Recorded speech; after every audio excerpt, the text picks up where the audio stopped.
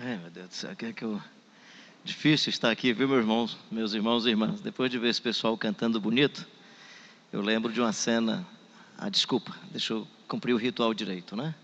A minha saudação a todos, com o amor de Deus, com a paz de nosso Senhor Jesus Cristo e com as consolações do Espírito Santo. Tentei pelo menos falar da Trindade, né? Pastor Danilson, obrigado pela confiança de entregar o microfone da sua comunidade, e confiança de estar ocupando esse espaço aqui. Mas quando eu vi vocês cantando, e agora esse meu irmãozão cantando aqui, eu lembrei de uma cena que me aconteceu em Fortaleza, aqui no Teatro José de Alencar.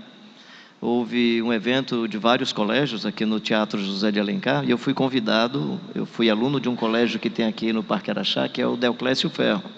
Fui aluno na minha infância, era uma casinha pequena, depois se transformou num grande colégio. E o professor Acrísio, que era o diretor do colégio, era um dos responsáveis por esse evento no Teatro José de Alencar, reunindo vários colégios de Fortaleza. E ele lembrou que eu era garoto, fui garoto no colégio, queria que eu desse uma palavra para os jovens. E aí tinha a apresentação, não era um encontro evangélico, era um encontro com jovens da cidade, adolescentes e jovens. E aí tinha coreografia, tinha teatro, e aí antes da minha palavra tinha um grupo de jovens que foi cantar. E esse grupo de jovens estourou cantando, cantou bonito, e os jovens aplaudiram, e mais um, né? Eles cantaram mais uma música. Aí o Acrísio pegou o microfone e disse: não, mas agora é hora de nós ouvirmos o pastor Carlinhos. Quando eu peguei o microfone, que olhei para o pessoal, levei uma vaia, porque eles não me queriam os jovens cantando. Eu estava sentado aí com essa sensação. Quando o pastor Danilson me entregar o microfone, eu com essa cara assim de abestalhado, eu vou levar uma vaia. Mas vocês são maravilhosos, bondosos, me acolheram, então fico feliz, obrigado aí por esse acolhimento. Mas era a minha sensação do passado, não foi a sensação de hoje, né? Naturalmente. Mas eu quero dizer para os irmãos, primeiro, que eu quero respeitar muito a sua presença aqui. Você podia estar em casa fazendo outras atividades, você podia estar lendo um texto bíblico, você podia estar num momento de oração, você podia estar fazendo outra coisa e você veio para cá, né? Então quero respeitar muito a sua presença. Estou vendo aqui algumas pessoas de cabelos brancos, estou vendo alguns homens, algumas senhoras que eu tenho certeza que têm mais experiência, muito mais vida do que eu.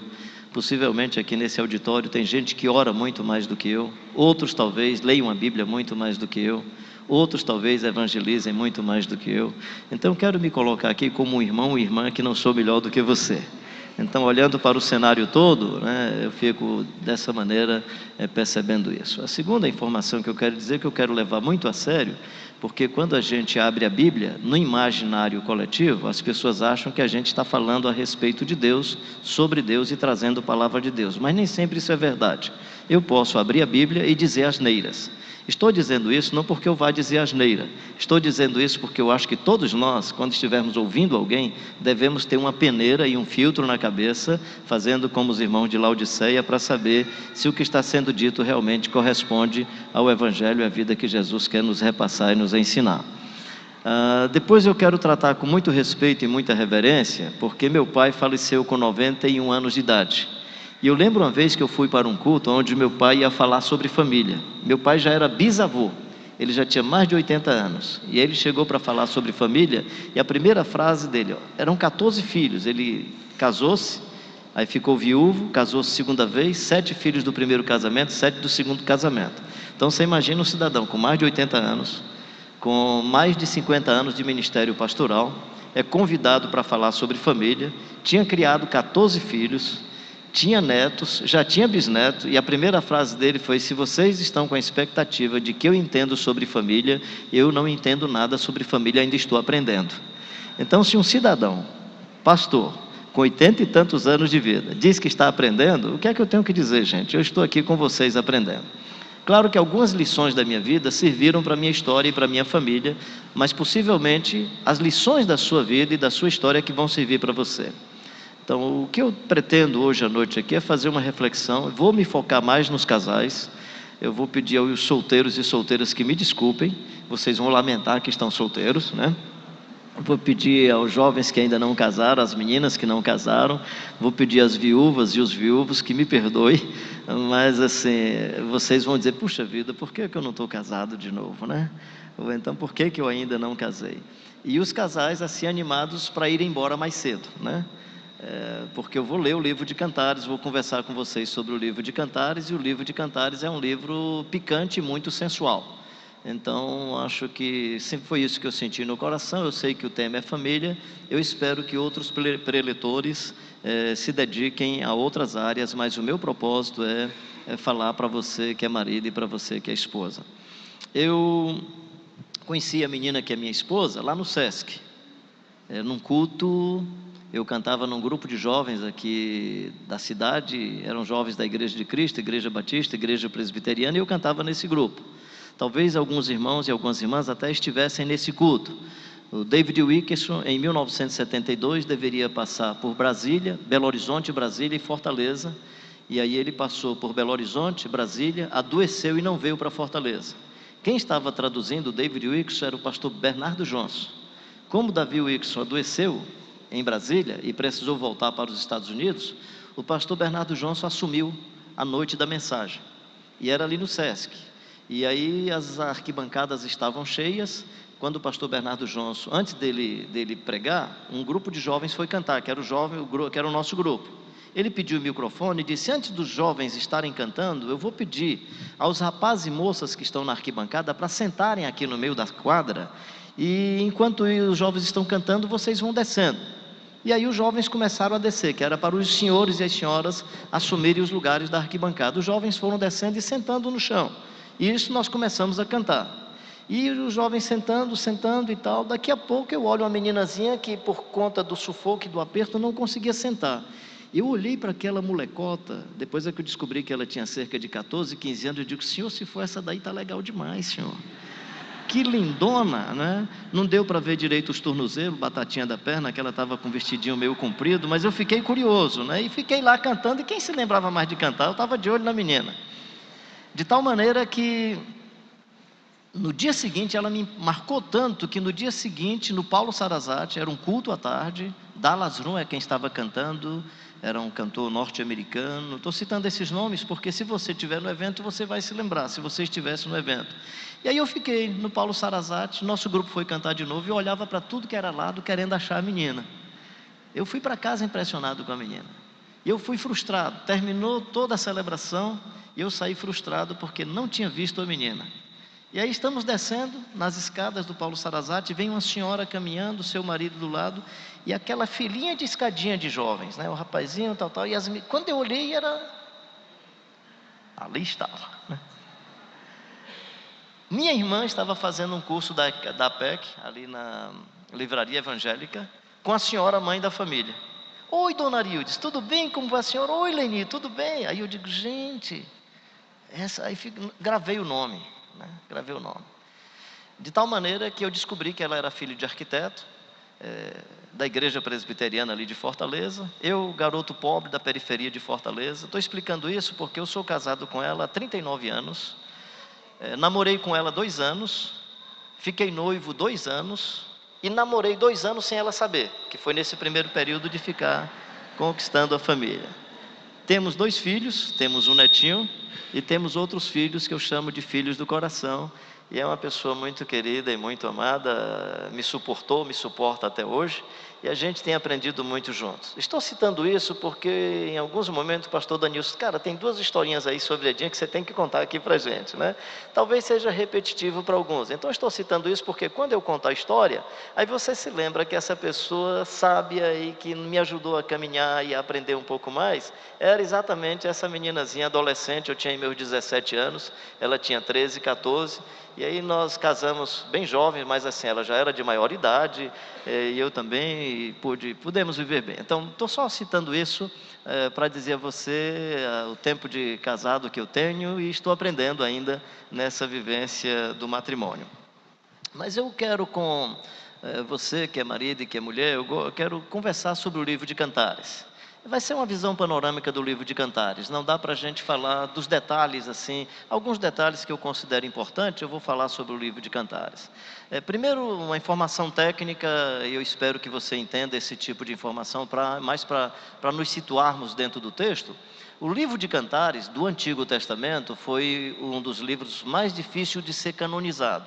No Novo Testamento foi o livro de Tiago. Pessoal que mexe com teologia ou estuda sobre essas questões, sabe que o livro de Tiago foi muito difícil de ser canonizado. O reconhecimento do livro de Tiago como livro sagrado começa aí pelo século III, depois no século IV se oficializa e o livro de Tiago é reconhecido, porque acreditava-se que algumas argumentações de Tiago eram diferentes das argumentações de Paulo, e quase que o livro de Tiago não foi canonizado. A partir do século IV é que o livro de Tiago foi reconhecido como livro do cânon sagrado, e está aí, graças a Deus, que o livro de Tiago está aí entre nós. Mas o outro livro foi o livro de Cantares, né? E qual era a dificuldade com o livro de Cantares? Era a linguagem picante. Enquanto você vai pegar alguns livros das Escrituras, no princípio era o Verbo estava com Deus e o Verbo era Deus, ou então Paulo, servo de Jesus Cristo, chamado para ser apóstolo, esses livros começam com toda essa doxologia e com esse jeito bem mais formal. O livro de Cantares começa: beija-me com os beijos da tua boca. É assim que começa o livro de Cantares. Legal. E vou pedir o seguinte: você lá atrás, se a minha voz estiver assim, você faz assim, ó, que eu afasto o microfone, aproximo, você me ajuda. Ou eu não sei se alguém no som faz isso aí para mim, mas às vezes eu sou muito ruim com esse negócio de microfone, que vocês me ajudem. E aí o livro de Cantares, ele começa com: beija-me com os beijos da tua boca. Depois o livro de Cantares, ele vai falar de pernas torneadas, seios harmoniosos, como se fossem cabras gêmeas, pescoços parecidos com as torres dos templos do Egito, e aí o indivíduo quer fazer elogio à sua amada: você é parecida com as éguas dos carros de Faraó, e por aí vai. Você conhece muito bem o livro de Cantares. Então, quando eles leram esse livro, eles disseram: isso é um livro muito profano. Não dá para esse livro fazer parte de liturgia. Imagina num culto de domingo à noite, você na celebração da ceia, aproveitar o livro de Cantares para ler o livro de Cantares. Então, por muito tempo, o livro de Cantares teve dificuldade de canonização. Ninguém tem nenhum registro histórico do que eu vou dizer agora, ninguém tem nenhum registro documental se foi exatamente isso. Mas quem primeiro teve a ideia de que o livro de Cantares falava do amor de Deus por Israel, ou de Cristo pela igreja, foi Santo Agostinho. Então acredita-se que, por conta dessa ideia de Santo Agostinho, de dizer que o livro de Cantares era o amor de Cristo pela igreja e da igreja por Cristo, que a noiva daquele texto é a igreja e que o noivo é Cristo, ou a outra possibilidade, que o noivo do texto de Cantares era Deus e que a noiva é Israel, foi Santo Agostinho. E eu penso que isso foi uma pisada de bola de Santo Agostinho. Mas graças a Deus que ele pensou assim e o pessoal canonizou. Então, quando o livro de Cantares foi canonizado porque o pessoal pensava que era Cristo e a igreja. Eu penso que não. Eu não conheço igreja com umbigo, igreja com tornozelo bem trabalhado. Toda aquela descrição me parece de uma donzela que está apaixonada por um príncipe e um príncipe apaixonado por uma donzela. É uma senhora apaixonada pelo seu marido e o marido apaixonado pela sua esposa. Então, na verdade, é um livro romântico. É assim que eu percebo o livro de Cantares. E de que é que esse livro vai falar? Ele vai falar de dois eixos importantes no seu matrimônio, que é o eixo da sensualidade e o eixo do amor. Por que a sensualidade? Porque a sensualidade dá o prazer de chegar em casa, de encontrar a amada, da amada encontrar o seu amado. E aí, se tem alguém aqui que viaja muito, sabe como é que é o gosto de chegar em casa, não só pelo conforto de chegar em casa, mas o conforto de encontrar a pessoa amada, né? E como é legal, e as esposas acham isso muito melhor, eu vou depois comentar sobre isso no livro de Cantares, no espaço público, ela perceber que é amada e que todas as outras e que todos os outros percebam que ela é amada pelo seu querido, pelo seu marido, pelo seu amado. Então, o livro de Cantares, ele é um livro que vai nessa pisada, nessa entoada, e vai falando nessa direção. Razão pela qual ele é um livro que garante que a sensualidade torna o matrimônio agradável, gostoso, atraente, mas não garante a durabilidade do matrimônio. Às vezes por questões físicas, questões de saúde, questões fisiológicas, por um trauma precoce de alguma enfermidade ou de um acidente, a sensualidade pode fugir pela palma das mãos, como o próprio texto diz, é como óleo que a gente deseja pegar e não existe mais, vai passando. Então, se fosse só sensualidade no matrimônio, o matrimônio não teria durabilidade. Então, como é que garante a durabilidade do matrimônio? Com o último capítulo, que é põe-me como selo sobre o teu coração, põe-me como selo sobre o teu braço. O amor é mais forte do que a morte, é mais duro do que a sepultura, o ciúme. As muitas águas não poderiam afogar o nosso amor, os rios não poderiam destruir o nosso amor, o fogo não pode tornar o nosso amor em cinza, e ainda que alguém desse todos os bens de sua propriedade para negociar com a gente o nosso amor, nós não venderíamos. Que deve ser esse o seu compromisso com a sua esposa, deve ser esse o compromisso com o seu marido. Ainda que alguém dê todos os bens da sua casa, ainda que alguém faça qualquer coisa para destruir o seu matrimônio, você não vai deixar que isso aconteça. Então o livro de Cantares tem esses dois eixos fantásticos, que é a sensualidade para garantir leveza e beleza no matrimônio, e o amor para garantir a durabilidade no matrimônio. Esse é assim, o pano de fundo mais amplo do livro de Cantares. Um outro aspecto importante do livro de Cantares é a ideia de abrir a maçaneta da porta, e a insinuação da linguagem poética é para lhe descobrir melhor, para saber quem é você. Ou seja, quem é você, meu querido e minha querida? Se a gente vai para a descrição do Davi no Salmo 139, e se a gente vai para a descrição de Paulo em Efésios 2, versículo 9 e 10. Somos feituras, estou me referindo a Efésios 2, 9 e 10, somos feituras criados em Cristo Jesus para as boas obras. A palavra feitura, aí colocada no livro de Efésios, é como se Deus fosse um artesão que formou a minha vida e a sua a partir de uma obra de arte. É como se Deus fosse o artista que está meticulosamente formando você. Então você, Denilson, você é uma formação peculiar das mãos de Deus. Você foi formado pelas mãos de Deus. O Davi vai usar, mesmo que no hebraico, uma expressão semelhante, que é: eu te louvo e te adoro porque de um modo assombrosamente e maravilhoso eu fui formado. E aí quando ele diz assim, eu fui entretecido no interior da minha mãe, é a obra de tecelagem, é como se Deus tivesse feito em forma de tecelagem. Claro que há alguns exageros, dizendo que nós temos tecido ósseo, tecido cartilaginoso, e esse texto tem a ver com essa ideia de que nós somos, eu não acho que não chega a isso, a ideia é, você é uma obra especial das mãos de Deus, e feito com tal peculiaridade, que não tem ninguém igual a você em lugar nenhum do mundo, em nenhuma época da história, nem os gêmeos univitelíneos, que você olha e não consegue identificar quem é um e o outro, eles não são iguais. Eles têm dimensões na vida que vão distinguir um do outro. Então você é uma composição genética muito peculiar. Qual é o propósito de Deus? Que essa composição genética, a despeito de maculada pelo pecado, ainda que deturpada pela nossa pecaminosidade, seja resgatada em Cristo Jesus, para que seja transformada de glória em glória até a imagem de Cristo Jesus, o nosso Senhor. Isso pode acontecer com todos os seres humanos, solteiros ou casados. Todo ser humano será transformado, se conhece o Jesus de Nazaré, se o Espírito Santo habita nele, o propósito é ser transformado de glória em glória até a imagem de Jesus, o Filho de Deus. Então você que é solteira, você que é viúvo, você que está sozinho, esse texto também é para você. Você pode ser transformado de glória em glória até a imagem de Jesus, o nosso Senhor. Mas Paulo vai dizer uma coisa interessante sobre o casamento, que está nas entrelinhas também no livro de Cantares, que é o seguinte: no matrimônio, o texto diz que nós devemos tratar a nossa esposa, e aí claro, não é o texto que está dizendo, sou eu que vou dizer, e que a esposa deve também tratar o marido, para que, do mesmo modo, como Cristo entregou a igreja ao Pai, ou vai entregar a igreja ao Pai, sem mácula, sem ruga e nem defeito, os maridos também pudessem um dia entregar suas esposas diante de Deus sem mácula, sem ruga e sem defeito. E as esposas pudessem entregar os seus maridos sem mácula, nem ruga e sem defeito. Então, você pode não acreditar no que eu vou lhe dizer agora. Eu presumo que a coisa mais importante do matrimônio, mesmo que ter filhos seja uma bênção, mesmo que viver um bom relacionamento no matrimônio seja uma bênção, para mim a coisa mais importante no matrimônio é que os dois em cooperação possa fazer com que a pessoa amada se transforme de glória em glória até a imagem de Jesus Cristo, Filho de Deus.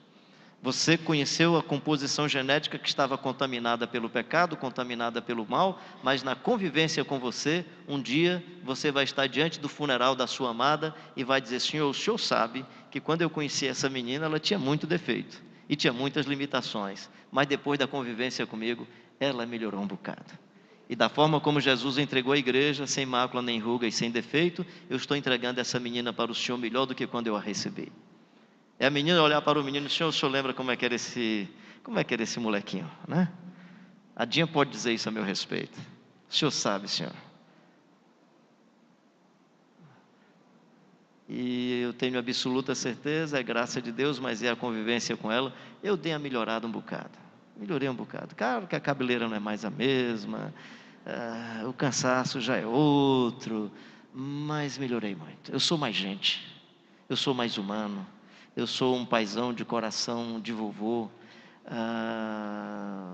coração dilatado de misericórdia, de muita bondade, é capaz de acolher os meus filhos, que são os meus filhos genéticos, os que não são filhos genéticos. Ontem eu recebi uma família na minha casa, eu fiquei muito feliz, muito feliz.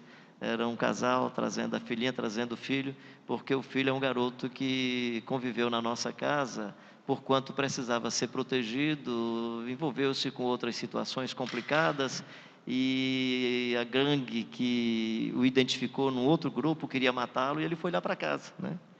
O garotão está casado, uma nova vida, uma nova pessoa, e a família foi para agradecer. Agora você imagina a esposa que aceita você fazer isso, levar um cara que põe a família em risco e vai para dentro da sua casa. Então, é uma pessoa maravilhosa, é uma pessoa maravilhosa. Bem, então estou apenas dizendo para você o seguinte: o livro de Cantares tem esse aspecto da sensualidade do amor, e o livro de Cantares, e aí reforço isso com o livro de Efésios, que é: meu querido e minha querida, não abafe a beleza da vida da sua querida. Estou falando especialmente para o nosso contexto machista, porque geralmente nós, os machos, somos muito inseguros quando vemos a nossa esposa crescendo, quando vemos que ela pode ser também provedora, quando vemos que ela está indo para uma universidade, está crescendo e se desenvolvendo, e aí alguns homens ficam inseguros com isso. Por favor, permita que ela desabroche como ser humano, feito à imagem e semelhança de Deus, e que possa crescer, crescer, crescer e crescer. E se ficar melhor do que você, não fica chateado não, fica feliz, porque foi seu investimento.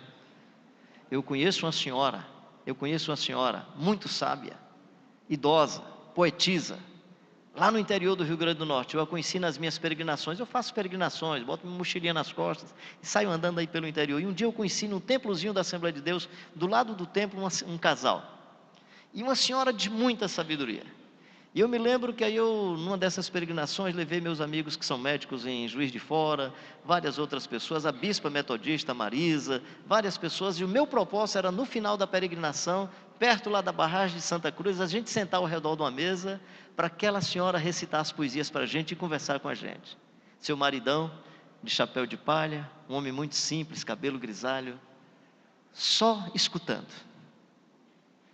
E vez por outra, ela dizia do apoio que ele, de alguma maneira, dava para que a vida dela fosse mais encantadora. E o meu sentimento naquela ocasião foi: essa senhora teve um esteio, um cidadão com grandeza. Ele falou 2 vezes, porque eu pedi para ele dizer qualquer coisa. Ele só fazia dizer: eu a amo muito. Coisa linda.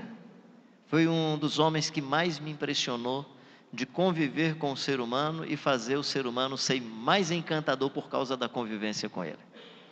E você, que a senhora também, queria lhe animar, jogar fora toda forma de insegurança. O casamento ou tem confiança ou não tem.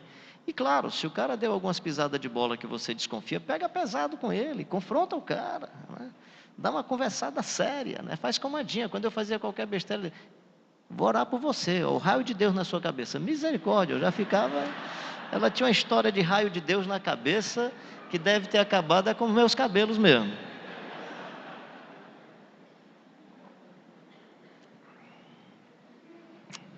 Essa água está gostosa, camarada. Se você vai longe hoje à noite, viu, com essa água.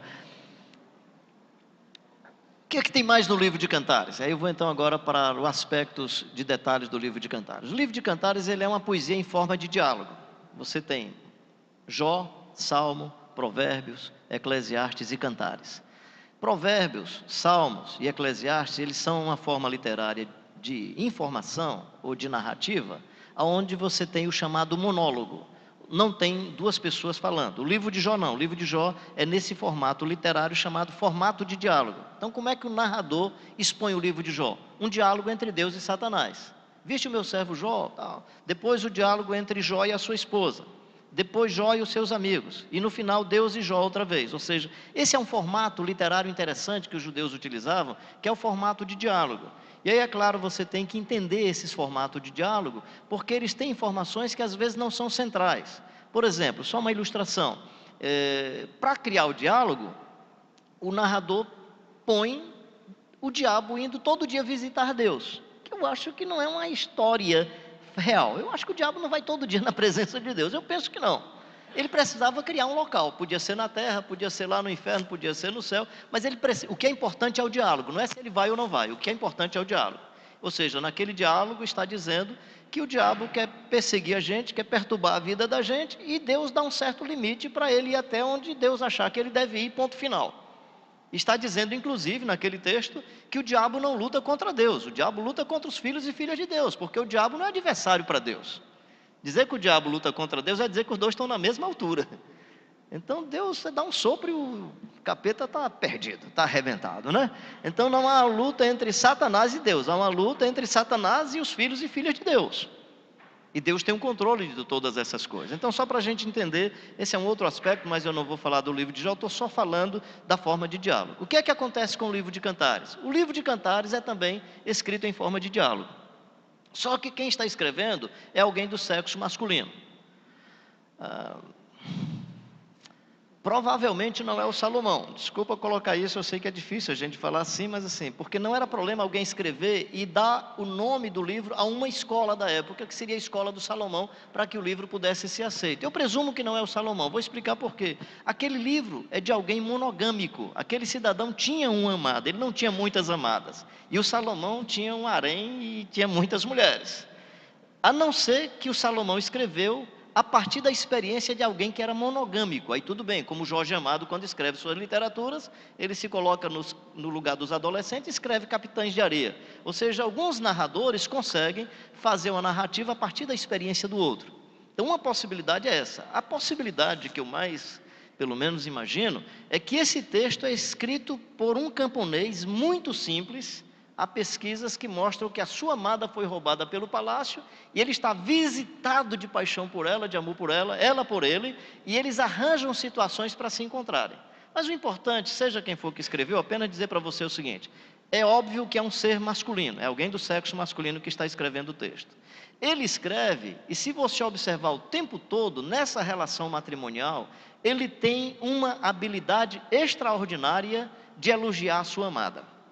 Ele elogia de ponta a ponta a sua querida e a sua amada.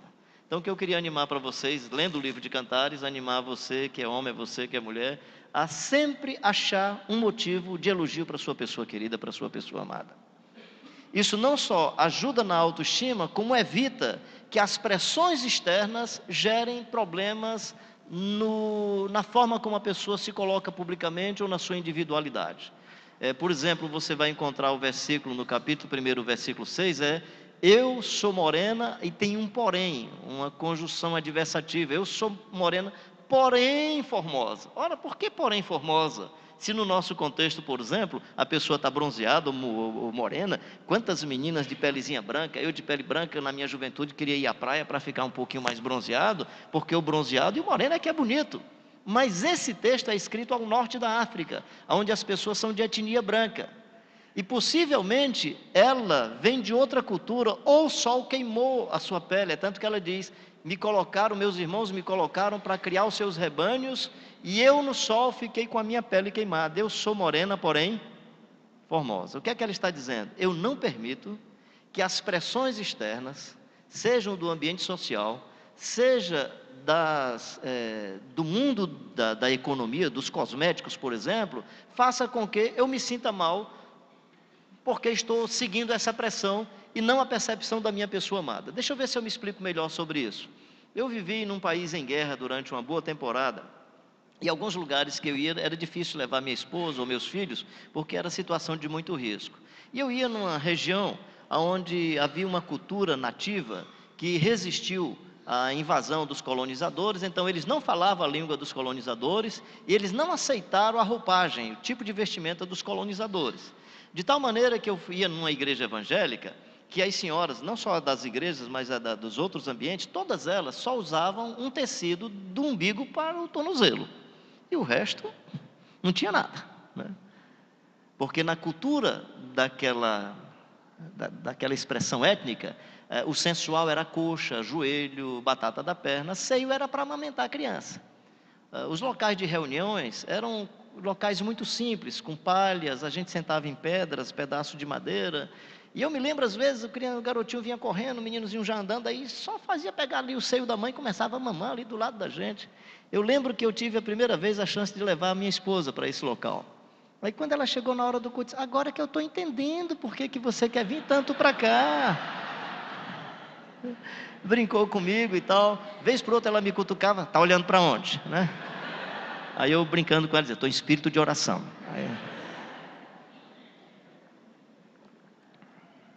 Mas o que é que me impressionou?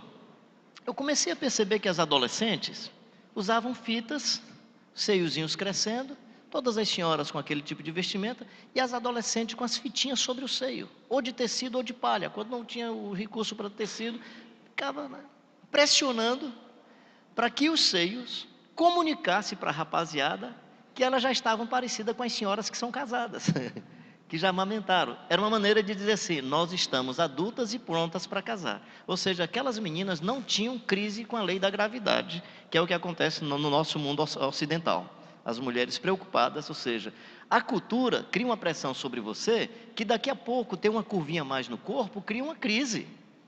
Daqui a pouco tem por favor, claro, não estou dizendo aqui que você não cuide da sua saúde, mas tem certas situações que não dependeu de cuidado.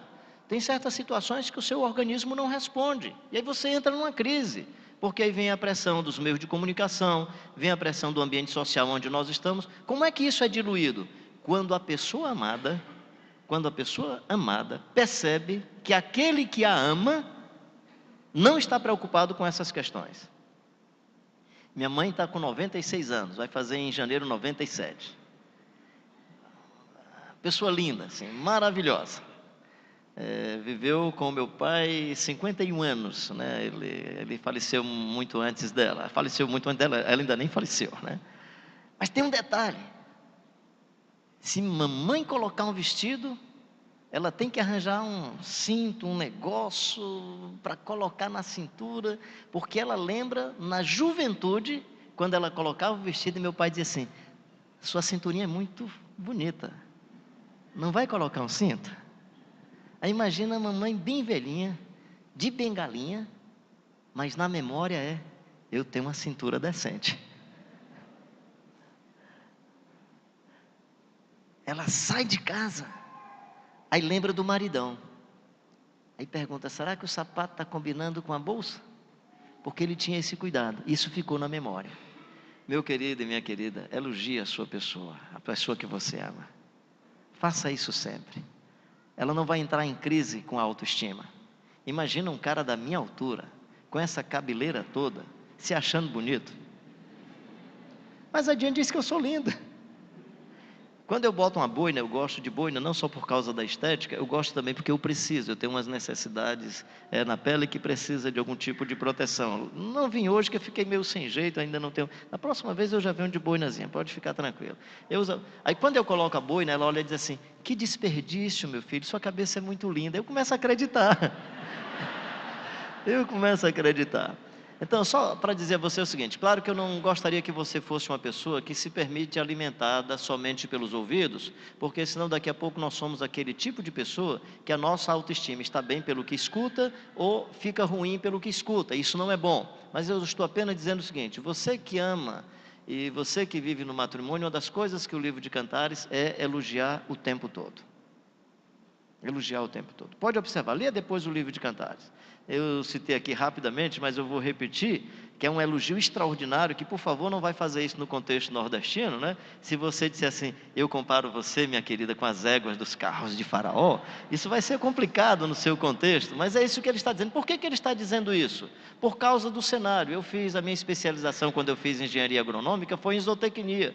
E uma das coisas que a gente ouvia em zootecnia era que os equinos, as fêmeas, têm no seu cio, elas têm um galanteio mais elegante do que qualquer outro tipo de animal, ou pelo menos dos animais zootécnicos. Então ele está dizendo assim, você é sensual.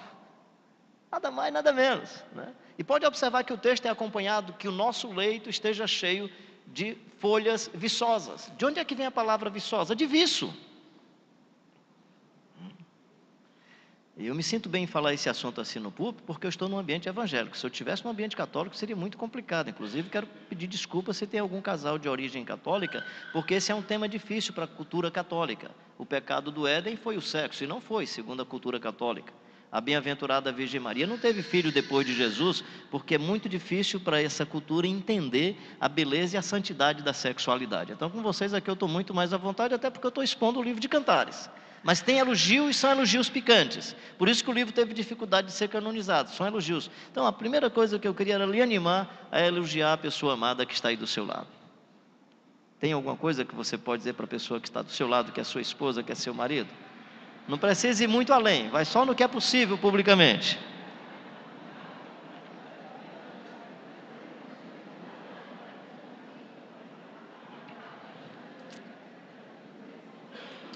Junto com isso, vem uma forma de comunicação pública. Ok. Isso trabalha o coração e a autoestima. Mas o que é que acontece com a comunicação pública? O que é que o ser feminino gosta no espaço público? É que no ambiente da festa, a sua bandeira sobre mim seja o amor. Então você vai encontrar lá no Cantares, que no ambiente da festa, quando nós estivermos no banquete, sentado à mesa, que a sua bandeira sobre mim seja o amor. Eu fazia uma coisa que irritava muito a Dinha. Eu ia para os cultos e às vezes chegava atrasado. Então quando eu descia do carro, eu dizia, bem, eu já estou indo lá para frente que eu estou atrasado. Aí eu saía rápido, né, e deixava. Eu não sabia que na cabecinha dela, isso funcionava o seguinte: meu marido chega, gosta de mim, diz que gosta, mas no espaço público ele me abandona e vai sozinho, porque ele não quer que as pessoas percebam que ele anda comigo. Olha que coisa interessante. A gente diz que o ser feminino é complexo. Não é complexo coisa nenhuma. É porque essa é a imagem que está sendo repassada. Aí um dia ela me xingou tal, e aí eu entendi um pouco melhor, comecei a tomar mais cuidado. Então esse texto do Cantares, é ele que está escrevendo. Olha que entendimento que esse moço tem. Ele sabe que no espaço público a melhor coisa é ele deixar evidente para todo mundo que ela é a pessoa amada. Porque é que todo rapaz, quando vai casar, a menina pensa numa festa bonita, casando, gastando um bocado de coisa, sacrificando o pai, sacrificando não sei quem mais, arranja o carro mais bonito do irmão que tem mais dinheiro da igreja, mas ela quer uma festa onde ele vai lá na frente, e é tanto que quando é a entrada dela, todo mundo fica em pé. E nós, os machos, para que esse gasto todo, menino? Que besteira, é melhor a gente pegar esse dinheiro aí e comprar um apartamento. Era muito pragmático, não é? E ela não, ela quer no espaço público ser percebida como a pessoa amada, como a pessoa amada. Esse narrador percebe isso, mas olha o que é que ele percebe também. Ela quer ser elogiada publicamente, ela quer ser reconhecida publicamente, mas na privacidade do quarto, ela diz, o nosso quarto tem portas de cedro, e as fechaduras do nosso quarto são de ferro. Eu estou falando para um auditório onde eu presumo não tem nenhum homem que comete violência com a sua querida dentro do quarto. Ou seja, eu não estou falando para você se aproveitar da porta fechada para cometer violência. Eu estou falando para homens que amam as suas queridas, que têm o maior cuidado, entende como uma pérola que Deus colocou em suas mãos, que é uma pessoa que precisa ser respeitada e profundamente amada, e entender nesse texto que quando está falando da privacidade do quarto, não está falando de violência, está falando de outra coisa. Ele está dizendo que a mulher, no espaço público, quer ser reconhecida como amada, mas cuidado para não falar da sensualidade que acontece no quarto, porque ela vai ficar muito constrangida. Então, cuidado para quando você estiver com seus amigos, mesmo os irmãos da igreja, você nem sabe, rapaz, aí você quer dizer que é o garanhão, e não sabe que enquanto você está dizendo que você é um bichão machão, ela está arrebentada de acanhamento e de vergonha, porque ela não quer que a informação da privacidade do quarto seja exposta publicamente. Então sua bandeira sobre mim é o amor no banquete. No banquete, desejo que todos saibam que você me ama. Mas, no que diz respeito à privacidade do quarto, por favor, cuidado e muito cuidado. O que eu estou explicando não é somente esse comportamento. O que eu estou explicando é que esse indivíduo entende do ser feminino. Ou seja, o que é importante aqui no aspecto do matrimônio é que ele entenda bem sobre a sua amada e que a amada entenda bem sobre o seu amado. Se você pegar capítulo 2, versículo 6, olha que coisa interessante. É ela falando. Quando ele fala sobre si, ele entende. E quando ele fala sobre ela, ele percebe que entende sobre ela. Quando é ela que está falando, que a sua mão esquerda esteja debaixo da minha cabeça ou do meu pescoço e a sua mão direita me abrace. Esse termo, essa expressão, e a sua mão direita me abrace, é um tipo de tradução que evita o que o texto estava dizendo, que é, e a sua mão direita me acaricie. Esse moço entende que na relação sexual, marido e mulher, os homens são como que carro movido a gasolina, mas morre rápido. E as mulheres, por terem sido criadas à imagem e semelhança de Deus, e Deus as fez assim, tem muito mais partes eróticas. Esse camarada não está falando de posição sobre sexualidade, nem está falando de como é que é o tratamento das... Ele está dizendo o seguinte: seja um indivíduo que ama e é paciente, está preocupado com a satisfação da pessoa amada. Ele está dizendo muito mais sobre respeite e ame e cuide para que a pessoa possa ser uma pessoa feliz. Possa ser uma pessoa feliz. Há pesquisas sobre o mundo religioso, católico e protestante, onde as mulheres não se sentem bem no matrimônio, não estou generalizando, por favor, mas onde há um percentual acentuadíssimo de mulheres que não se sentem bem no matrimônio, no que diz respeito à sensualidade e ao espaço da cama, porque, de um lado, a religião bloqueia as suas percepções, e do outro lado, os maridos não são bondosos e amorosos, que têm esse cuidado para fazer com que a pessoa seja profundamente amada. Então, o que esse texto está dizendo para nós é: cuida da pessoa amada, cuida da pessoa querida. E eu queria animar você a pegar o livro de Cantares e colocar o livro de Cantares como livro de cabeceira. Você que vive a beleza do seu matrimônio, a ler mais o livro de Cantares. Deixa eu ir mais adiante no que diz respeito à singularidade. A singularidade, para ser identificada, a gente precisa descobrir mais a outra pessoa. Com o pastor Danilson eu tenho essa liberdade de dizer assim: ele não é o pastor, ele é o Danilson. Ele pode chegar num momento da vida que a igreja diz: nós não queremos mais você como pastor. Aí ele deixou de existir? Não, ele continua sendo o Danilson. Ou seja, antes dele ser pastor, por mais importante que seja essa vocação e essa missão, ele é um cidadão, ele é um ser humano feito à imagem e semelhança de Deus. Ele já era esse ser humano antes da vocação e antes da missão. Você não é o doutor. Doutor é um título que você adquiriu na construção da sua vida. Você não é a conta bancária, você é um ser humano feito à imagem e semelhança de Deus. Eu descobri isso com o tempo, com várias coisas que foram me acontecendo. Uma delas foi, eu atendia casais sempre na terça-feira, eu achava que minha cabeça estava legal para atender casais. Aí atendi alguns casais pela manhã. Quando já estava mais ou menos na hora do almoço, a meninazinha que ficava anotando as pessoas que faziam contato para serem atendidas, disse: pastor Carlinhos, tem uma senhora que veio aí falar com o senhor, mas ela pediu para não ser identificada. Eu digo: como assim? Não, ela disse que não queria dizer, que eu não dissesse o nome dela, quem era não. Eu disse: puxa vida, está perto do almoço, eu vou ligar, fazer uma ligação para a Dinha, eu vou dizer a Dinha que eu vou chegar um pouco atrasado e aí eu vou atender. Aí ela disse: não precisa fazer a ligação não, o senhor não se preocupe não. Aí eu não entendi. Então tá certo, manda a senhora entrar. Quando abriu a porta, eu olhei, era minha esposa. Bom dia, pastor. Achei que ela estava brincando. Bom dia, irmã, né? Até aí tudo bem. Ela sentou-se. Tudo bem? Como é que está aí? Bem. Pois é, pastor, eu vim conversar com o senhor. Eu digo: que legal, estou feliz. Até aí achando que era brincadeira. Vai conversar comigo, que beleza. Mas o que é que a senhora quer conversar? Eu quero conversar sobre o meu marido. Ah, tá, a senhora quer conversar sobre o seu marido? Aí... E ela começou a xingar o marido dela. Num dado momento eu olhei para ela e disse: peraí, bem, mas você se lembra que naquele dia isso que você está falando e tal? Ela: peraí, pastor, fique na sua. Eu sei que o senhor é muito amigo dele, mas não fique defendendo o seu amigo não. Deixa eu falar aqui dele à vontade. Aí eu me posicionei um pouco mais neutro, não me envolvi muito e continuei então escutando o que ela estava falando, né? E claro que eu tive duas intenções, mas segurei no meu coração, porque eu acho que não era minha tarefa pastoral. É porque num dado momento quase que eu dizia assim: deixa esse homem, mulher, né? Eu não disse isso porque eu queria sair perdendo do lado de cá, né? Mas não disse porque não achei que essa fosse minha tarefa. Não era minha tarefa dizer que ela deveria acabar o casamento ou não, tal. O fato é que achei muito interessante o que ela fez, conversamos, eu fui para casa, dissemos mais algumas brincadeiras e tal. E aí quando foi num domingo, eu não me lembro se foi logo no domingo seguinte ou se 2 domingos depois, mas ela estava conversando assim com as 4 senhoras, eu me aproximei, lembrei da cena, me aproximei dela e disse: e aí, irmã, como é que a senhora está? Que isso, bem, você nunca me tratou assim, você me chama de Dinha. Eu digo: não, eu estou falando daquela irmã que veio conversar comigo naquele dia, naquela terça-feira. Ela: tá bem e tal, aí riu, né? Aí eu disse: e como é que está o seu marido? Olha, depois que o senhor conversou com ele, ele melhorou um bocado, né? Até então, eu achava que ela tinha me ajudado a fazer um discernimento entre o papel do pastor e o papel do marido. Mas eu presumo que não. Acho que ela me ajudou também a fazer o discernimento de entender que pastor e marido são papéis.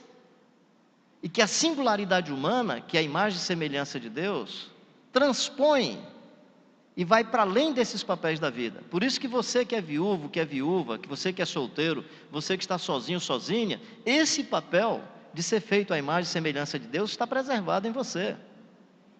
Você, por exemplo, que tem a habilidade de cantar e a igreja dá a oportunidade, legal pelo seu talento, mas se não der oportunidade, a sua vida continua, meu querido. Não estou dizendo com isso que ninguém ligue para isso, eu estou apenas dizendo que nós não podemos reconhecer as pessoas só pelos talentos. Eu estava uma vez falando sobre isso, desculpa esse parênteses aqui rápido, eu estava falando sobre isso no encontro de pastores, terminou, um pastor veio conversar comigo. Rapaz, tinha um jovem que era do louvor lá da nossa comunidade, dirigia muito bem os cultos, ele tinha 2 filhinhos, e eu nunca me preocupei de manter a família dele. Veio uma outra igreja, se preocupou com ele, está mantendo, e eu joguei fora a minha amizade com ele. Não quis mais amizade com ele. E hoje, nessa sua reflexão, eu descobri que eu gostava do talento dele, da habilidade dele, mas eu não tinha amor por ele. Isso acontece muito com a gente. Então você não ama a esposa porque ela tem uma habilidade, porque ela tem um talento, que tenha, e glória a Deus por isso. Você não ama o marido por causa disso. Você ama porque ele é um ser humano feito à imagem e semelhança de Deus. E é a pessoa que Deus pôs para caminhar com você. Então a Dinha me ajudou nisso. Nesse aspecto da singularidade, deixa eu dar uma sugestão para vocês também, que são casais, né? É uma outra historinha também muito simples, que me ajudou muito no meu matrimônio. O ser humano feminino é muito diferente. Eu tenho um amigo que disse que foi com a esposa numa loja, tentando comprar alguma coisa para ela, e aí ofereceu um anel, ofereceu não sei o que mais e tal, e não deu certo, findou não comprando. Chegou em casa, ela estava chateada. Ele me... mas você não comprou. Aí eu perguntei se você queria isso. Deixa de ser tolo. Eu queria a surpresa. E o cara, nós não entendemos, cara. Nós não entendemos. Uma vez eu cheguei de viagem, aí já estava aqui no aeroporto, de puxa vida, esqueci de comprar uma lembrancinha para a Dinha, não vou levando nada. Aí fui aquelas lanchonetezinhas, tinha aquele sonho de valsa. Aí comprei 3 sonhos de valsa. Aí disse: você xingado. Gente, quando eu cheguei com 3 sonhos de valsa, você lembrou de mim, né, meu amor? Uau! Esse é o ser feminino. É assim o ser feminino. Eu vou para o supermercado com a Dinha. Hoje eu trabalho minha cabeça para ir, mas toda a vida dava confusão. Porque quando eu vou para o supermercado, eu vou para fazer compra. Aí eu pego arroz, olho o preço, pai, coloco, não sei o que, vou colocando. Ela não, ela vai para fazer terapia. Ela fica olhando, né? Aí procura, aí volta, tal. Isso dava era chato demais. Eu ia e lá estava, né? Eu estou vendo aqui alguns casais dizendo, não é? Você sabe disso, né? Uma vez nós fomos no centro da cidade, ali na Senador Pompeu. Ela: filho, eu vou comprar aqui uma agulha de crochê. Eu disse, desceu. Eu esperei que ela voltasse com a agulha de crochê, aquele solzão quente. Daqui a pouco passa um senhor de um guarda de trânsito: ô moço, o senhor não pode ficar aqui. Eu: tá bom, vou dar uma arrudeio. Eu arrudeei, parei, fiquei mais um tempo, olhava pelo retrovisor, não vi ninguém ali cuidando do trânsito. Daqui a pouco: o senhor de novo? Oh, desculpa. Gente, eu não sei se eu estou exagerando, se era a minha atenção interior, mas eu acho que foi assim uns 30 minutos. Aí quando ela chegou com uns pacotes de linha, de crochê, agulha. Eu disse: não era só agulha. É bem, mas é porque tinha outras coisas baratas, não sei o que, e eu fui comprando e tal. E eu fui chateado. E a gente aí já foi aquela confusão, fala daqui, fala daquela e tal. Não sei se isso acontece com vocês, se é porque eu sou tão pecador, mas assim, aconteceu comigo, né? Eu fui chateado. O que é que eu percebi? Eu percebi que toda vida que eu saía de casa, eu saía como marido e ela me tratava como motorista. para aí, vai para lá, para o carro, eu vou arrodear. E aí eu às vezes até dizia para ela, eu viajo muito, né? Às vezes ela reclama, tu está reclamando não é por causa do marido não, tu está reclamando porque não tem teu motorista, que é isso, bem e tal. Então eu percebia que quando eu saía com ela, eu saía dizendo eu sou o maridão, e ela me tratava como motorista. Aí eu resolvi melhorar esse negócio, eu digo, sabe uma coisa? Aí quando ela me chama, eu tenho uma boinazinha branca, eu tenho uma creme, eu boto a creme que fica parecido com o motorista. Aí eu boto a boizinha creme, e eu vou de motorista. Eu ponho na minha cabeça, eu sou motorista, eu não vou reclamar. E honestamente eu tento cumprir tudo direitinho. Aí eu vou, se ela disser para, eu paro. Se ela disser eu ponho o carro na sombra, eu coloco. Fica aí, eu fico. Eu sou motorista. Aí daqui a pouco, eu estou de motorista, ela chega e diz assim, bem, o que é que tu acha disso aqui assim, assim? Puxa vida, eu motorista, a minha patroa chamando de bem, tá um negócio ficando legal aqui.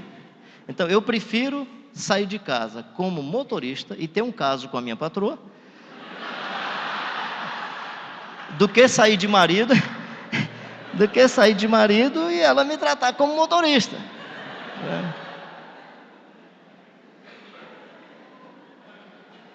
Em outras palavras, eu estou querendo dizer para você o seguinte, tem questões na vida que nós precisamos resolver, uma questão de saúde, tem que ter investimento, tem que ter cuidado, tem que levar para o hospital, tem que trazer para o hospital, tem questões que nós precisamos ser proativos e resolver imediatamente, tem questões que dependem da elaboração que nós fazemos na cabeça e no coração. Jesus faz isso muito bem. Você pode observar que algumas coisas que estão acontecendo no Evangelho, a elaboração de Jesus é que é extraordinária. A Maria Madalena faz isso muito bem. Você pode observar no Evangelho de João, que o João não consegue chamar o lugar que Jesus morreu de Calvário.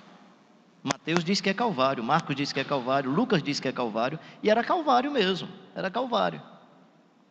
Mas João não consegue dizer que era Calvário, porque a Maria Madalena, ser feminino, leva perfume, e ser feminino gosta de jardim, você vai de carro aqui, você está vendo a estrada, vendo o motoqueiro, vendo não sei o que, a mulher, para aí bem, que tem uma folha, eu queria tirar aqui esse galinho para plantar lá em casa, é assim o ser feminino, ela vê rosa onde a gente não está vendo.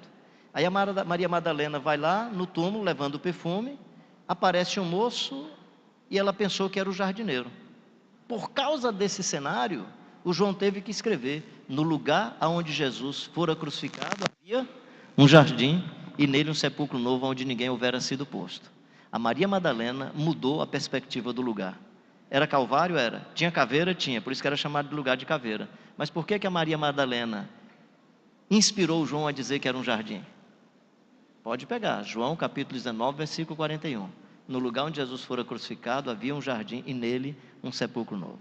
Ou seja, a Maria Madalena faz uma elaboração mental, dizendo para nós mais ou menos assim, a despeito da dor, a despeito da morte, a despeito da angústia, a despeito das caveiras, isso pode ser visto como jardim. E visto como jardim no caso da Maria Madalena é invenção? Não, era concreto. É que a maldade era tão grande que ninguém conseguia ver. Então cuidado, meu querido e minha querida, veja as coisas boas que tem no seu matrimônio, a beleza do seu casamento. Veja as coisas bonitas dessa relação maravilhosa que Deus deu a você. Viva a beleza do seu matrimônio. Deixa eu sair um pouco dessa dimensão e entrar na dimensão que eu considero mais profunda. Espero que isso consolide mais o seu casamento. Não tem como. Quer viver matrimônio duradouro? Tem que se permitir batizada pelo amor de Deus. Tem que ser batizada pelo amor do Pai. E só existe batismo do amor quando o Espírito Santo invade as nossas vidas. Porque o fruto do Espírito é amor, paz, alegria, longanimidade, fidelidade, mansidão, domínio próprio, e contra essas coisas não há lei. Você quer saber se uma pessoa é cheia do Espírito Santo? É só olhar essa lista dos frutos do Espírito. Amor, paz, alegria, longanimidade, fidelidade, mansidão, domínio próprio. Não vos embriagueis com vinho, onde há o quê? Dissolução, contenda, mas enchei-vos do Espírito Santo. Uma pessoa cheia de vinho, ele se torna um ébrio. Um cidadão cheio de vinho se torna ébrio. Uma pessoa cheia do Espírito Santo se torna uma pessoa sóbria. Então, a ideia de plenitude do Espírito Santo é de sobriedade, é de amor, é de cuidado. O que vai garantir a durabilidade do matrimônio é o amor, meu querido, minha querida. E quando Jesus manda a gente amar, Ele manda a gente amar até o inimigo. Imagina a esposa e o marido, imagina os filhos. Imagina os filhos amando os pais. Ama o teu próximo como?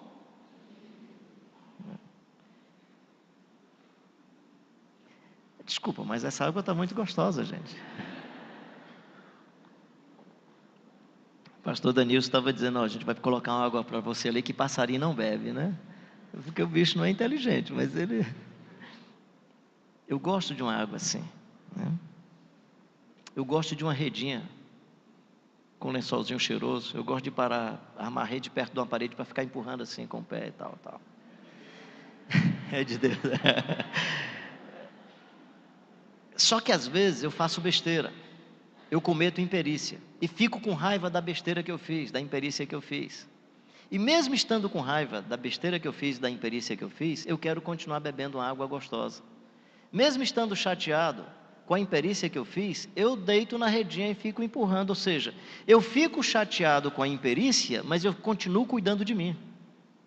Ama o teu próximo como a ti mesmo. O que é que significa isso? Quando o outro cometer imperícia, cuida dele como você cuida de você. Não é amar como você se ama? Quando você fez uma coisa errada, você não se chateou? Continua cuidando de você, querido, mesmo tendo feito a coisa que você não queria ter feito. Agora, quando a outra pessoa faz, por que você não ama como você se ama?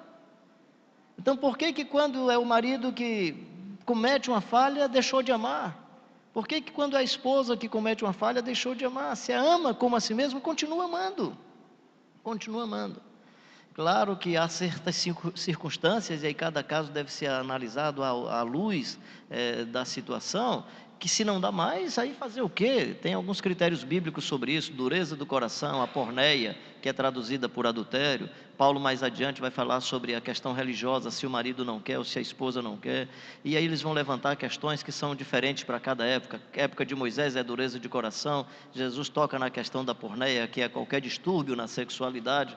Paulo fala sobre as questões religiosas, e nós temos outras questões do nosso contexto, que não são as mesmas da época. Por exemplo, eu acompanhei uma senhora aflita no seu matrimônio, porque quando casou-se com um rapaz, era um rapaz que confessava Jesus, dizia que era crente tal, na época antes da conversão era dependente químico, voltou à dependência química e tornou-se traficante. E eu lembro quando ela conversava comigo, dizendo, não, meu pastor disse que só se for adultério. Poxa, aí ela vai ter que adulterar o marido para ter um rompimento? Claro que esse problema não era um problema tratado naquela época, a linguagem dela era assim, pastor, eu me casei com um jovem que se confessava seguidor de Jesus, eu não me casei com um traficante. Estou apenas ilustrando um caso extremo, para apenas explicar, porque pode ter aqui alguém com alguma dificuldade, imaginar que eu estou dizendo, vá até a morte e tal, não estou falando isso, né? Não estou dizendo também para você se separar, por favor, procura pessoas amadurecidas, procura o pastor da sua comunidade e conversa com ele para ter uma orientação adequada. O que eu estou apenas dizendo é, o livro de Cantares trabalha a sensualidade que garante a leveza e a aproximação no matrimônio, e o livro de Cantares trabalha o amor que é, põe-me como selo sobre o teu coração, põe-me como selo. Porque as muitas águas não podem apagar esse amor, afogar esse amor. Os rios não podem destruir, e o fogo não pode transformar esse amor em cinza. E ainda que a religião, ainda que as pressões sociais, e ainda que questões familiares fora do nosso ambiente de amor, quiserem causar alguma crise, algum problema no nosso amor, nós não vamos negociar com isso. Essa é a declaração do capítulo 8 de Cantares. É a ideia de o amor que vem de Deus, que tudo sofre, que tudo suporta, que tudo espera. O amor que jamais acaba, que é esse amor ágape, que é esse amor do Espírito Santo, nos dá condições para vivermos a beleza e a graça do matrimônio que Deus nos concedeu. Posso contar mais uma historinha? Contar mais uma historinha para vocês. Meu pai era um homem muito sadio, era amigão do meu pai. Até aproveito, não tinha me lembrado disso, não. Eu escrevi esse livro, esse é um livro muito interessante. Aqui está a neta do Batistinha de Queiroz, onde aconteceu o culto em Morada Nova. Era mais ou menos a 25 quilômetros da casa do meu avô. Padre Luceno e mais uns 84 homens foram lá na casa do Batistinha de Queiroz, bateram no pastor Zequinha, bateram no outro companheiro dele. Isso irritou meu avô, que não era evangélico, nem sabia o que era isso, né? e foi buscar os 2 obreiros, levou lá para dentro da casa dele. É uma história que, se eu for contar, vai prolongar muito, mas fiquei muito feliz em lhe encontrar aqui, minha querida, porque foi a partir da sua casa que a minha família, da casa do seu avô, que a minha família conheceu o Evangelho do Jesus Cristo de Nazaré. Foi a partir daí que o pastor Zequinha foi protegido na casa do meu avô, e aí meu avô, assim, chateado, porque tinham batido no Batistinha de Queiroz, e meu avô era metido a valente, tinha 9 filhos, os filhos armados. Aí levou os 4 obreiros, 2 obreiros, que eram o pastor Zequinha e Juvenal, e levou o pastor Zequinha, que foi pastor na igreja Assembleia de Deus em Quixadá, levou os 2 para a casa dele. Eles ficaram uns 3, 4 dias. Quando foi no 1º de setembro de 1927, era aniversário do meu avô, ele chamou todo mundo para o aniversário, e vieram os vizinhos todos para o aniversário. Aí ele aproveitou, chamou os 2 e disse: agora vocês falam o que vocês estavam falando lá na casa do Batistinha, que eu quero ver se alguém vem bater em vocês. Então meu avô, quando fez isso, não é porque queria ouvir o Evangelho, não, é porque queria ver assim, quero ver quem é o caba macho que vem bater neles aqui. Preparou um rifle. Aí a história tem 2 versões, eu vou dizer rapidamente as 2 versões. É que o pastor Zequinha, essa é a versão que eu conheço sobre o conteúdo. Ele pregou em Mateus sobre a crucificação de Jesus. Pregou, quando terminou de pregar, se ajoelhou. Quando ele se ajoelhou, o Juvenal, que estava do lado dele, irmão Juvenal, ajoelhou-se também. Aí meu avô baixou um decreto: ajoelha todo mundo. Ajoelha todo mundo. Diz que 2 rapazes mais atrás, que eram muito religiosos, disse: eu não ajoelho não, que eu só me ajoelho diante de santo. Tem uma versão, que é a versão do meu pai era mais pacato, que diz que meu avô só deu um grito: ajoelha, você não está diante de santo, mas está diante de homem. O meu tio Leontino, que gostava de uma briga e tal, diz ele que o rifle já estava preparado, que meu avô puxou do armador da rede, puxou o rifle, apontou por 2, vocês não estão vendo santo não, mas estão vendo homem, ajoelha todos 2.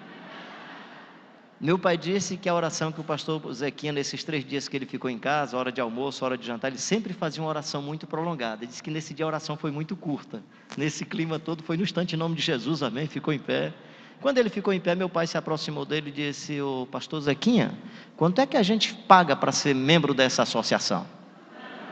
Aí ele achou que o papai estava brincando. Moço, você está brincando com as coisas? Meu pai disse que inclusive se impressionou. Eu conheci pastor Zequinha, pastor Elias Gonçalves era pastor aqui em Quixadá, me levava lá algumas vezes, eu era muito amigo do Ademir Siqueira, e aí o pastor Zequinha me levava, aí o pastor Elias Gonçalves, e eu então tinha essa chance tive umas 3 chances de conhecer o pastor Zequinha. Só para você ter uma ideia, imagina um cidadão menor do que eu consegui abraçar por cima do ombro.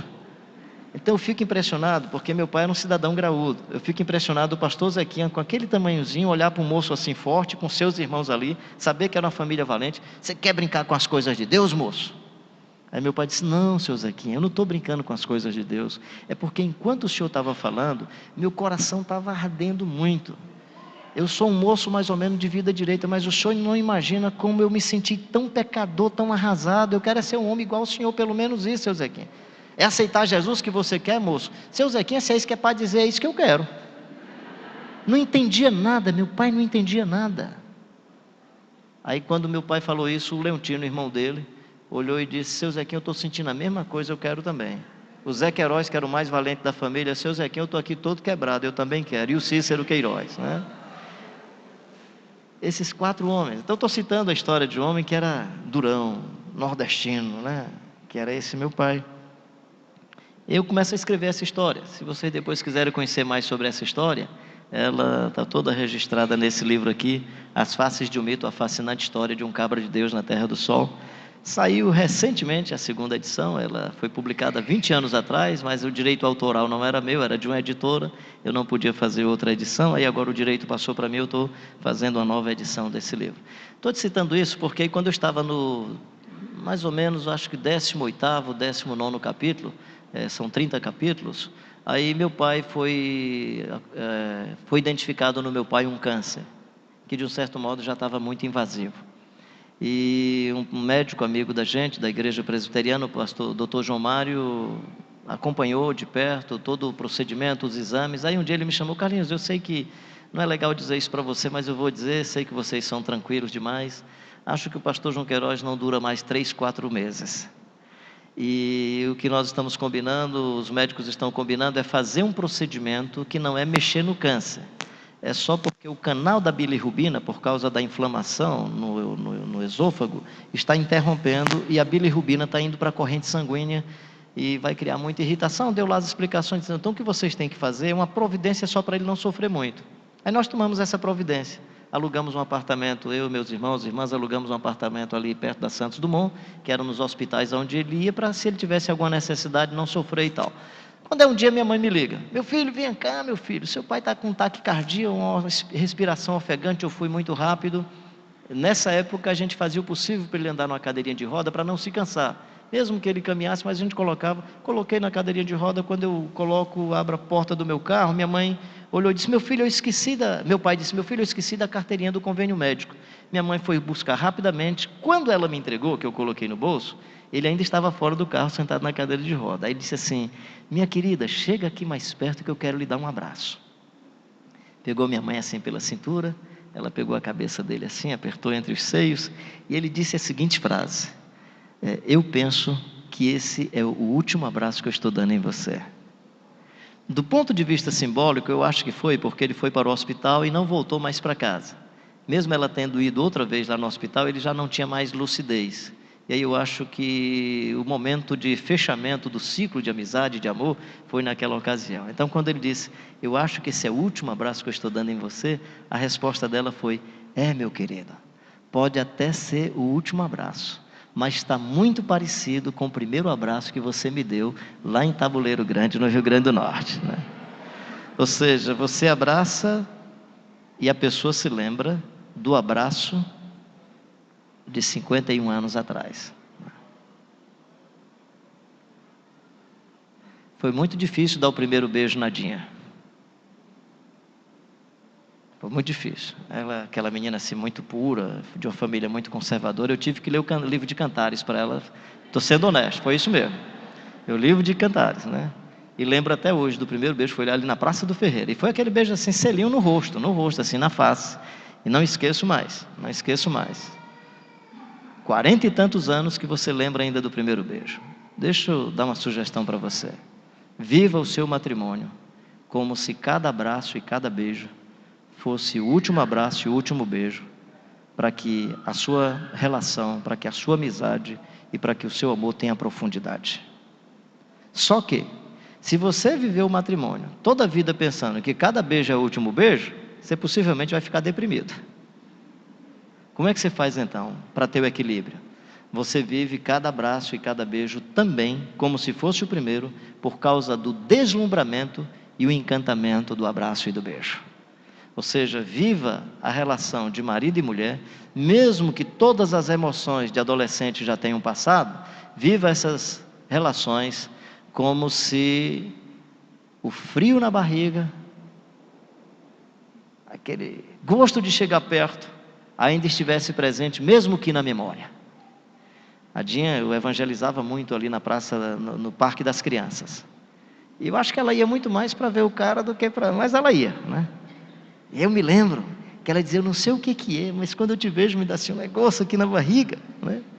Era assim, a emoção dela é muito gástrica, né? Imagina se tivesse acontecido isso com o casamento todo, ela já estava com úlcera. Então não estou dizendo para você viver as emoções de adolescente, porque elas não vêm mais. Mas dá para você viver as emoções com a mesma esposa, com o mesmo marido, como se fosse o encantamento do primeiro momento. E digo por quê. Tenho acompanhado senhores idosos que ficam viúvos e se apaixonam por uma outra pessoa e ficam verdadeiros adolescentes. Eu cheguei a acompanhar uma família que as filhas e os filhos ficaram revoltados, que diziam assim, por que ele não fazia assim com a mamãe também? E foi difícil para o velhão reconstruir o segundo matrimônio, porque as meninas, os filhos e filhas se chateavam, porque durante a vida com a esposa, que foi uma amizade mais antiga, não tinha a mesma dedicação. Ontem eu estava celebrando um casamento e estava dizendo para o casal, case-se muitas vezes. Case-se muitas vezes. Eu tenho me casado muitas vezes com a mesma mulher, mas eu me caso com ela sempre.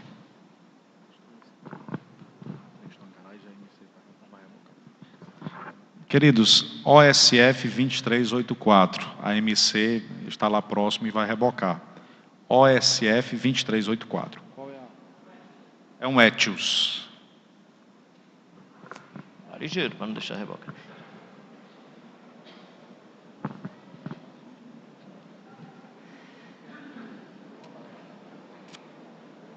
Aproveita esse momento.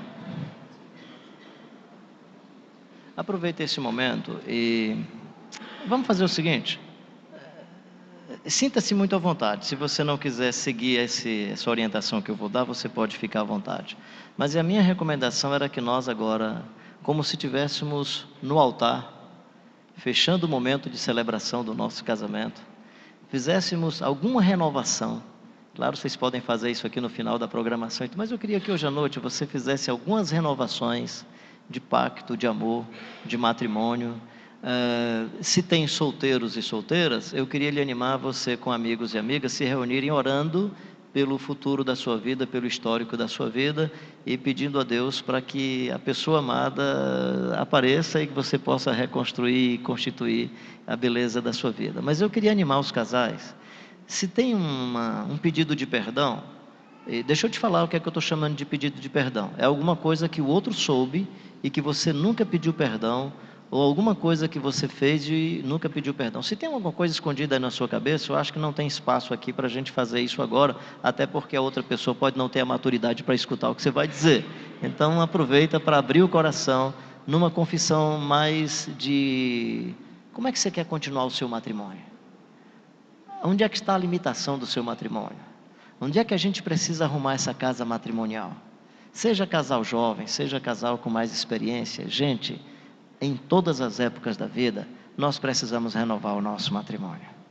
Em todas as épocas da vida, nós precisamos expressar amor. Claro que alguns expressam falando. Queria que as mulheres e os homens aqui entendessem que tem pessoas que não expressam amor falando, tem dificuldade de expressar amor falando. Tem gente que expressa amor com gestos. Tem gente que expressa amor com símbolos na casa.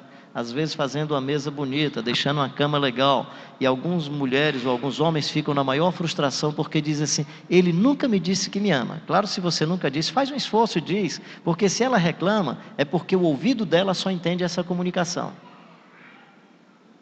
Então, entender essas comunicações no matrimônio seria muito importante. Seria sempre muito importante. Então, eu queria animá-los e animá-las. A gente se coloca em pé, você olha aí para a sua amada e diz uma frase, duas, que você acha que deve dizer para a pessoa amada, para a pessoa querida. Eu estou lamentando que a Dia não pôde vir, mas eu vou gravar aqui as minhas frases, vou levar na memória e vou lá fazer uma surpresa de ânimo para a vida. Então, dá para a gente fazer isso? Aí, vocês ficando em pé, eu identifico os solteiros e as solteiras, aí vou pedir para vocês em grupo fazerem um momento de oração. Terem um momento de oração com vocês.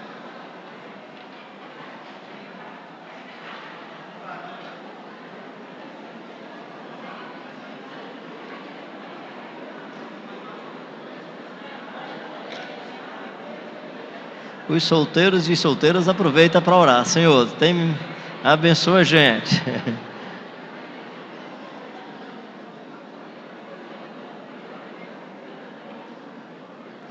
Se os solteiros e solteiras quiserem aproveitar para vir aqui para perto de mim, que eu estou sozinho, a gente ora junto aqui. Vem para cá, cara. Vem para cá, cara. Orar por você. Se as irmãs, não sei se são casadas, solteiras, se está sozinho, eu estou sozinho, mas vou querer gente para orar comigo. Se mais gente quiser vir para cá, vem para cá, para a gente orar. Mandar uma foto.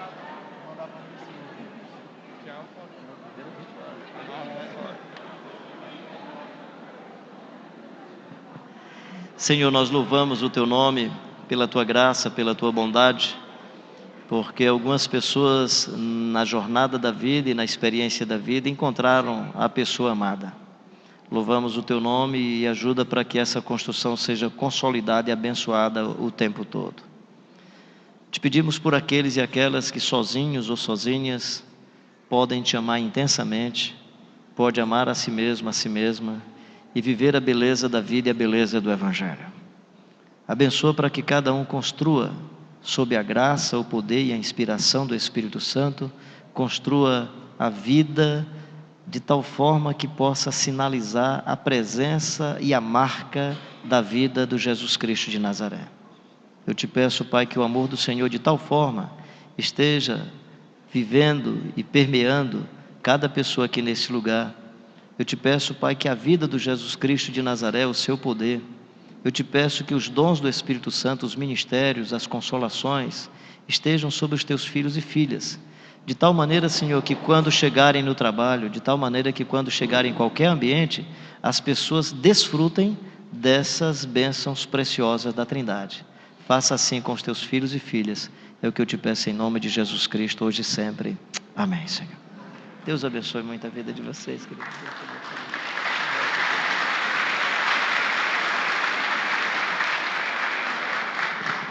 A minha oração e a minha intercessão é que o seu matrimônio seja cada vez mais consolidado.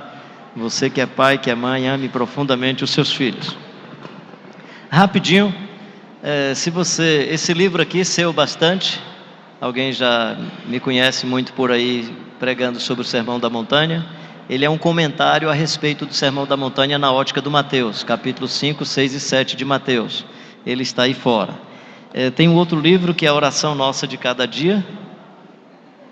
Eu soube que o pastor Danilson com a igreja está estudando esse livro aqui, a Oração Nossa de Cada Dia. A premissa desse livro é a seguinte: em qualquer modelo religioso, as pessoas se aproximam da divindade para dizer à divindade o que é que a divindade deve fazer por elas.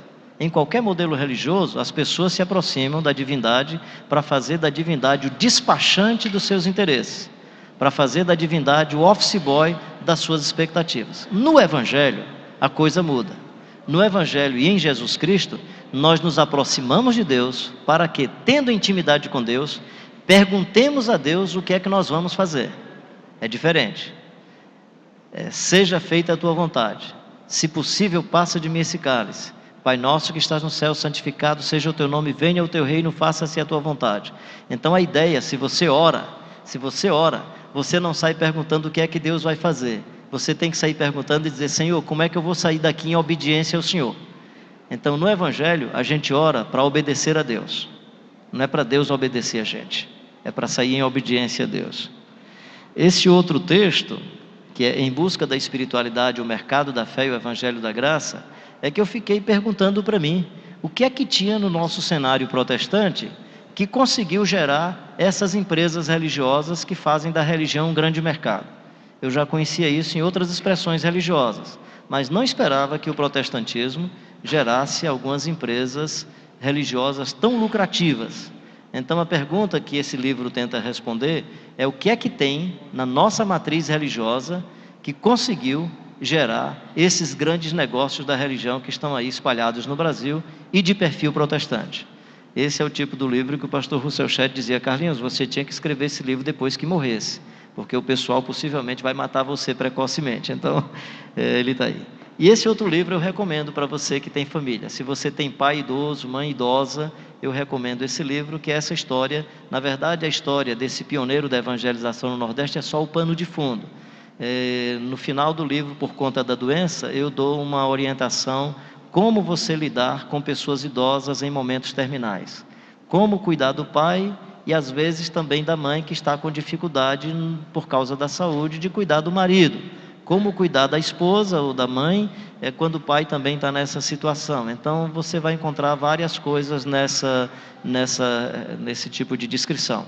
E outras experiências também de igreja. Por exemplo, eu conto a experiência do rompimento da Igreja de Cristo quando surgiu a Igreja Evangélica da Fé, numa reunião de ministério. Eu era garoto e com vergonha dos meus amigos, porque a reunião era muito complicada, muita briga, e os meus vizinhos lá, que é isso, Carlinhos? E o pessoal brigando mesmo. Um dos meus irmãos, que estava na reunião, quase batia num dos líderes, né?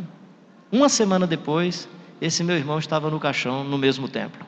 Não por causa da briga, porque morreu, ele tinha problema cardíaco e faleceu. O que eu tento dizer é o seguinte: você que é obreiro, essa é uma palavra mais para você que é obreiro, você que é pastor, você que é líder, cuidado, porque nas reuniões ministeriais, a morte transita mais do que no funeral. No funeral do meu irmão, esses mesmos pastores estavam se abraçando e chorando. Esses mesmos pastores estavam na solidariedade, que era uma coisa linda, que é o que Salomão diz: vale mais a casa do luto, visitar a casa do luto, do que a casa da festa.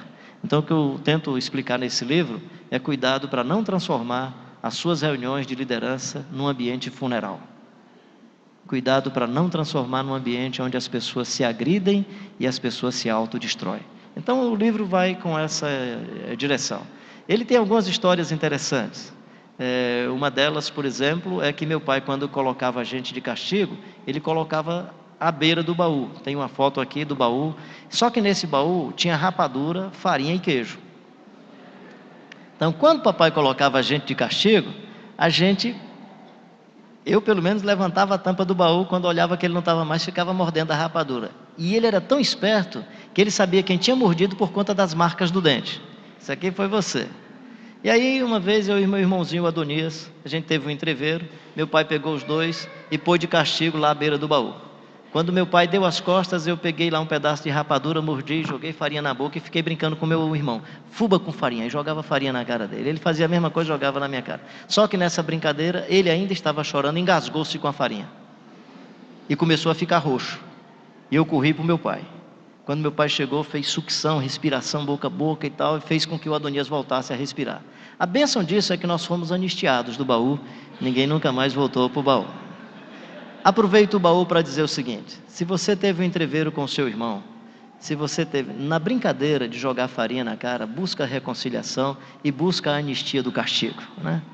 Se você teve alguma dificuldade, como criança, se ajoelha de novo à beira do baú, vai buscar lá no profundo do baú as relações da vida.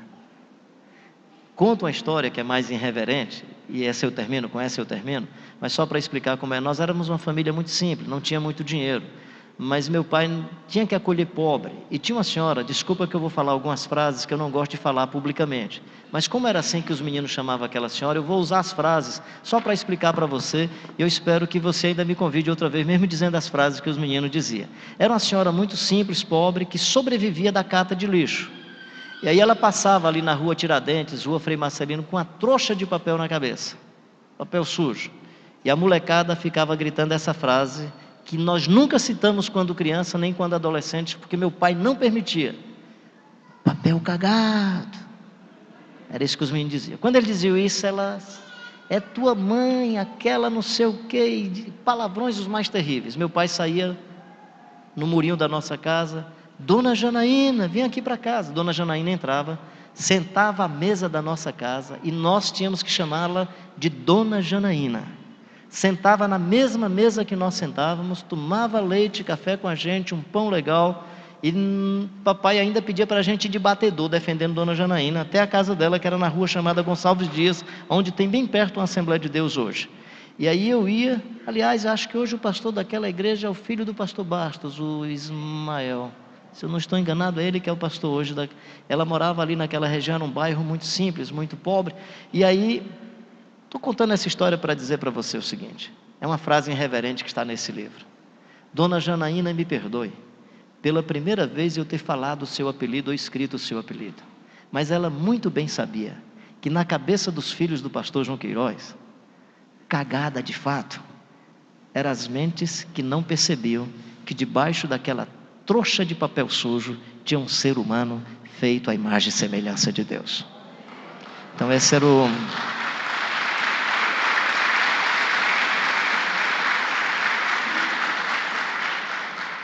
Desculpa essas frases fisiológicas, né? Mas assim, era mais para dizer o seguinte: foi num lar evangélico que eu aprendi a respeitar pessoas simples e pobres e sofridas. Foi numa família evangélica que eu aprendi a dizer que o idoso precisa ser abraçado e acolhido. Foi numa família evangélica que eu aprendi que quando estou com o microfone na mão, para falar essas expressões, eu falo com maior respeito e com maior cuidado, porque eu percebo que tem cabelos brancos diante de mim. Ama o seu vovô, querido. Ama a sua vovó. Ama o seu pai. Ama a sua mãe. Marido, ame as suas esposas. Pai, ame intensamente os seus filhos e transforme a sua vida e a sua família num jardim onde a presença de Deus se faz real por causa do seu testemunho e por causa da sua vida. Deus abençoe a todos e a todas, né?